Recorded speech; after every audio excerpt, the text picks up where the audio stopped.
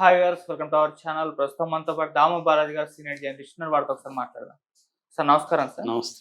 Sir ఉత్తరాఖండ్‌లో మరొక helicopter ప్రమాదం జరిగింది సార్. ఒక హెలికాప్టర్ కుప్పకూలిపోయింది. దాదాపు 5 మంది వరకు చనిపోయినట్టుగా వార్తలొస్తున్నాయి. అంటే కొన్ని రోజుల అవధిలోనే అటు విమానం ప్రమాదం, హెలికాప్టర్ ప్రమాదం జరగడం అందరిని కూడా కలిచివేస్తుంది. మరి ఈ ప్రమాదం ఎలా జరిగింది? దీనికి సంబంధించి ఎటువంటి వివరాలున్నాయి సార్? మొన్ననే 12వ తేదీ ఎయిర్ ఇండియా ఫ్లైట్ బోయింగ్ 787-8 కూలిపోయింది. సో ఇది ప్రపంచవ్యాప్తంగా సంచలనం సృష్టించిన సంఘటన. ఇది మరొక ముందే ఇప్పుడు ఒక హెలికాప్టర్ ప్రమాదానికి గురయ్యి దాదాపు 6 మంది చనిపోయినారనే వార్తలు వస్తున్నాయి. సో అసలు ఈ హెలికాప్టర్ ఏంటి, ఇది ఎందుకు కూలిపోయింది, హెలికాప్టర్లు ఈ మధ్యకాలంలో ఇండియాలో ఎందుకు ఎక్కువగా కూలిపోతున్నాయి అనే విషయాలు మనం మాట్లాడుకుందాం. ఈ హెలికాప్టరు వచ్చి ఇది పిలిగ్రిమ్ హెలికాప్టర్ బేసిక్గా. అంటే ఈ మధ్య ప్రైవేటు వాళ్ళ చేతుల్లోకి హెలికాప్టర్లు ఎక్కువగా వస్తున్నాయి. వాళ్ళు అనేక పిలిగ్రిమేజ్కి, షూటింగ్లకి, తర్వాత పొలిటీషియన్స్కి, ఇంకా బిజినెస్ పీపుల్కి రకరకాలుగా రెంట్లకి ఇస్తున్నారు. కొంతమంది మనం మామూలుగా ట్యాక్సీ సర్వీసులు ఎలాగైతే నడుపుతామో అలాగా ట్యాక్సీ సర్వీసులు నడుపుతున్నారు, టూరు సర్వీసులు నడుపుతున్నారు. అలాంటి ఒక హెలికాప్టరు చార్ధామ్ యాత్ర, ఇప్పుడు చార్ధామ్ యాత్ర జరుగుతుంది. ఎవ్రీ ఇయర్ సీజన్ ఇది జూన్ నుంచి సెప్టెంబర్ లోపల జరుగుతూ ఉంటుంది. ఈ సీజన్లో యమునోత్రి, గంగోత్రి, కేదార్నాథ్, ఉత్తరాఖండ్ ఈ ఏరియాలో, ఉత్తరకాశీ ఈ ఏరియాల్లో నుంచి చార్ధామ్ యాత్ర జరుగుతుంది. ఇలాగా ఇదేంటంటే హై ఆల్టిట్యూడ్ ఉంటుంది. దాదాపు 300 నుంచి 3000 నుంచి 3600 మీటర్ల వరకు హైటు ఉంటుంది. సో దీనికి రోడ్డు మార్గాన వెళ్ళడం అంటే వెరీ డిఫికల్ట్.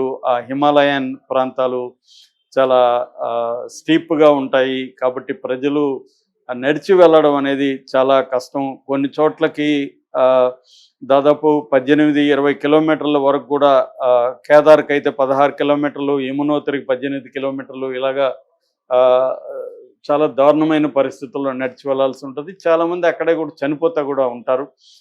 గుర్రాల మీద కొంత వెళ్తున్నారు. ఆ మధ్య గుర్రాలు కూడా ఎవరు మొన్న ఒక కథ రాశారు. ఆ కథలో గుర్రం మీద వెళ్ళి దిగినాక ఆ గుర్రం యజమాని చెప్పాడంట, ఈ గుర్రాలు ఒక్కోసారి ఆత్మహత్య కూడా చేసుకుంటా మేడం, దూకేస్తాయి అని చెప్పారంట. ఒక్కసారిగా వెనులో వణుకొచ్చింది మాకు అని చెప్పారు.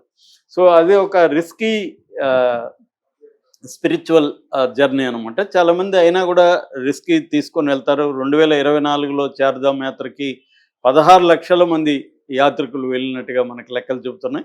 ఈ నేపథ్యంలో ఈ మధ్యకాలంలో ఏంటంటే హెలికాప్టర్ సర్వీసెస్ వచ్చాయి. హెలికాప్టర్ సర్వీసులు ఏం చేస్తారంటే మొత్తం మాట్లాడుకుంటారు. అంటే ఒక ప్యాకేజ్ ఇస్తారనమాట. 4 రోజులకి అక్కడ హెలికాప్టర్లో తీసుకొస్తారు, మళ్ళీ తీసుకొని వచ్చి దింపుతారు. తర్వాత అక్కడ అకామిడేషను, ఫుడ్డు, విఐపి దర్శనం చేయిస్తారు. ఇవన్నీ ప్యాకేజీ 1,30,000 నుంచి 2,30,000 వరకు ఆ రేంజ్లో పర్ పర్సన్ ప్యాకేజీలు ఉంటాయన్నమాట. సో డబ్బున్న వాళ్ళు ఈ హాయిగా హెలికాప్టర్లు ఎక్కుతారు, అక్కడ దిగుతారు, విఐపి దర్శనం ఉంటుంది, అకామిడేషన్ ఉంటుంది, అన్నీ వాళ్ళు చూసుకుంటారు కాబట్టి ఈ సేవల్ని ఉపయోగించుకుంటున్నారు. కానీ ఏంటంటే దీనివల్ల సేఫ్టీ మెజర్స్ కరెక్ట్గా తీసుకోవట్లేదు. డబ్బులకు ఆశపడి వెదర్ బాగలేకపోయినా, ఇంకొక ప్రాబ్లం ఉన్నా కూడా ఏముందులే వెళ్ళిపోదాము అనుకొని వెళ్ళిపోయే పరిస్థితి కనబడుతుంది. అందుకని ఈ ఏరియాలో 40 రోజుల్లోనే ఈ మధ్యకాలంలో ఓన్లీ 40 డేస్లో 5 యాక్సిడెంట్లు జరిగాయి. జూన్ 7వ తేదీ క్రిస్టల్ ఏవియేషన్ వాళ్ళది బడసు అనే చోట జరిగింది. తర్వాత జూన్ 8వ తేదీ సిరిసి హెలిప్యాడ్ దగ్గర ఒకటి జరిగింది.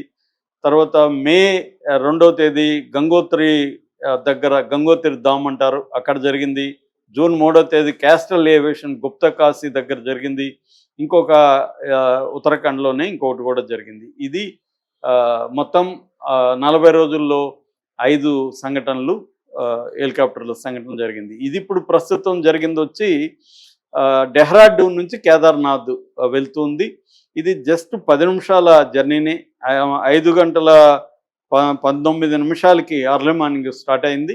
స్టార్ట్ అయిన ఒక 2 నిమిషాల్లోనే 5 గంటల 21 నిమిషం నుంచి 30 నిమిషాల మధ్య, అంటే కరెక్ట్ టైముని అసెస్ చేయలేకపోతున్నారు కానీ మొత్తానికి స్టార్ట్ అయిన ఒక 2-3 నిమిషాల్లోనే ఇది కూలిపోయింది, క్రాష్ అయిపోయింది. దేహాలు కూడా ఏవి గుర్తుపట్టని విధంగా కాలిపోయినాయి. సో వాటన్నిటికి డిఎన్ఏ చేస్తే కానీ ఎవరి బాడీ ఏందనేది కూడా తెలిసే పరిస్థితి లేదు. దీనికి ఏంటంటే రెస్క్యూ ఆపరేషన్లు కూడా కష్టం. ఇది కూలిపోయిన ప్రాంతానికి వెళ్ళాలంటే ఓన్లీ నడిచి వెళ్ళాల్సిందే. ట్రెక్కింగ్ మార్గం 5 నుంచి 7 కిలోమీటర్లు స్టీప్ కొండని ఎక్కాల్సి ఉంటుంది. సో అందువల్ల ఇంకొక హెలికాప్టర్ అక్కడికి వెళ్ళాలంటే మేజర్ ప్రాబ్లమ్స్ ఉంది. సో అసలు ఇది ఎవరిది హెలికాప్టరు, ఎందుకు ఇది కూలిపోయింది అనేది చూసినప్పుడు ఇది ఆర్యన్ ఏవియేషన్ ప్రైవేట్ లిమిటెడ్ అనే ఒక సంస్థ నడుపుతుంది. ఇది మేకింగ్ వచ్చి బెల్ 407 హెలికాప్టర్ మేకింగ్. సో దీన్ని బెల్ టెక్స్ట్రాన్ అనే ఒక సంస్థ, ఎక్కువగా వీళ్ళే తయారు చేస్తున్నారు హెలికాప్టర్. ఈ సంస్థ తయారు చేసింది. దీంట్లో సింగిల్ ఇంజిన్ ఉంటుంది, లైట్ యూటిలిటీ ఉంటుంది, 6 నుంచి 7 మంది అంటే పైలట్ ప్లస్ 6 మంది వరకు కూర్చోవచ్చు. ఇది గంటకి 2246 కిలోమీటర్ల వేగంతో ప్రయాణిస్తుంది. దీని రేంజ్ 1133 కిలోమీటర్ల 611 కిలోమీటర్ల వరకు రేంజ్ ఉంది. 4 బ్లేడ్ల రోటార్ సిస్టమ్ ఉంటుందని చెప్తున్నారు. దీనికి మేనేవరబిలిటీ అంటారు, అంటే దాన్ని మేనేజ్ చేసే అబిలిటీస్ అయితే దీనికి బాగానే ఉన్నాయి అని చెప్తున్నారు. ప్రధానంగా దీంట్లో లోపాల కంటే కూడా వెదర్ని అంచనా వేసి ఈ వెదర్లో మనం వెళ్ళాలా లేదా అనేది అంచనా వేయడంలోనే ఆ కంపెనీ కావచ్చు, పైలట్ కావచ్చు, రాంగ్ డిసిషన్ తీసుకొని వెళ్ళారు. ఎందుకంటే ఇది నేను ఇందాక చెప్పినట్టుగా 3000 నుంచి 3600 మీటర్ల హైట్లో ఉంటుంది. అక్కడ హై ఆల్టిట్యూడ్ సిక్నెస్ అంటారనమాట. మనకి సీ సిక్నెస్లో ఎలాగైతే సముద్రంలో రెగ్యులర్గా వెళ్ళని వాళ్ళకి సీ సిక్నెస్ ఉంటుందో, హై ఆల్టిట్యూడ్ సిక్నెస్ అని అంటారు. అది వచ్చినప్పుడు ఏమవుతుందంటే డిజీనెస్ కూడా వస్తుంది. అంటే కరెక్ట్గా కళ్ళు కనబడకపోవడం, ఇవన్నీ కూడా పైలట్ కూడా ఎదుర్కొనే పరిస్థితి ఉంటుంది. సో ఆ సిచ్యువేషన్ వచ్చినప్పుడు క్లైమేట్ సరిగా లేకపోతే, అంటే ఫాగ్ కానీ లేకపోతే రెయిన్ కానీ ఇవన్నీ ఇటువంటి ప్రాబ్లమ్స్ ఉన్నప్పుడు ఈ ఇబ్బందులు వస్తాయి. ఇదేంటంటే గౌరీకుండ్ ఉత్తరాఖండ్ మధ్య, అంటే త్రిజంగ నారాయణ్ గౌరీకుండ్ ఈ 2 ఏరియాల మధ్య అది కూలినట్టుగా తెలుస్తుంది. గౌరీకుండ్ అనే ప్రాంతంకి సమీపంలో ఈ ప్రమాదం జరిగినట్టుగా చెప్తున్నారు.